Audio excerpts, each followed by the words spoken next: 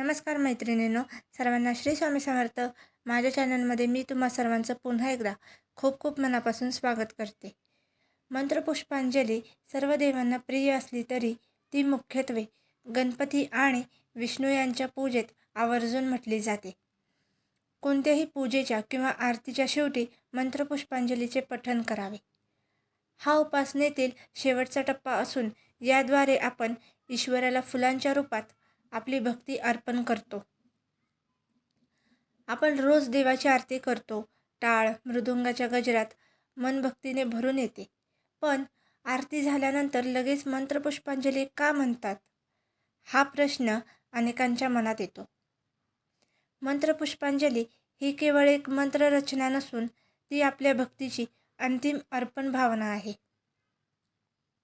आरती म्हणजे देवाचे गुणगान आणि स्तुती असते, तर मंत्रपुष्पांजली म्हणजे त्या स्तुतीनंतर देवाच्या चरणी आपले मन, कर्म, विचार आणि आयुष्य समर्पित करण्याची प्रक्रिया आहे.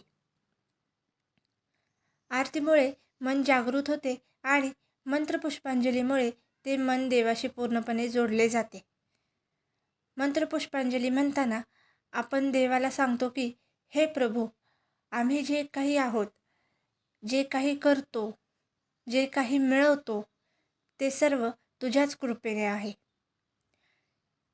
ही भावना जेव्हा मनापासून निर्माण होते तेव्हा अहंकार आपोआप कमी होतो आणि नम्रता, कृतज्ञता आणि समाधान वाढते.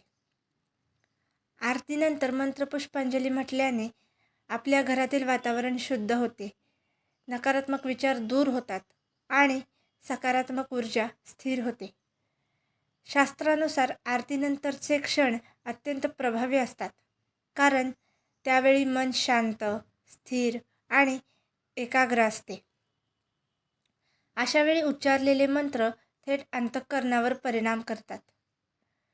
नियमित मंत्रपुष्पांजली म्हटल्यामुळे मनाची चंचलता कमी होते, निर्णय क्षमता वाढते आणि जीवनात योग्य दिशा मिळते.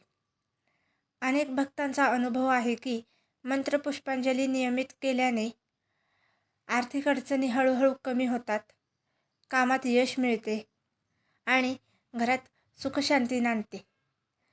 मंत्रपुष्पांजली ही आपल्या कर्माचे फल देवाला अर्पण करण्याची क्रिया आहे.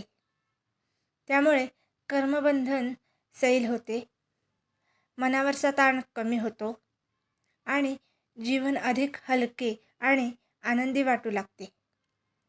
ज्या घरात श्रद्धेने आरतीनंतर मंत्रपुष्पांजली केली जाते त्या घरात देवाचा वास कायम असतो असे म्हटले जाते. म्हणूनच मैत्रिणींनो, आरती कधीही मंत्रपुष्पांजलीशिवाय अपूर्णच मानली जाते. जर तुम्हाला तुमचे जीवन सफल, समृद्ध, शांत आणि सकारात्मक बनवायचे असेल तर आरतीनंतर मंत्रपुष्पांजली श्रद्धेने आणि नियमाने जरूर म्हणा. जर तुम्हाला हा व्हिडिओ आवडला असेल तर व्हिडिओला लाईक करा, शेअर करा, चॅनलला प्लीज सबस्क्राईब करा आणि पुढील असलेलं बेल आयकॉन नक्की प्रेस करा.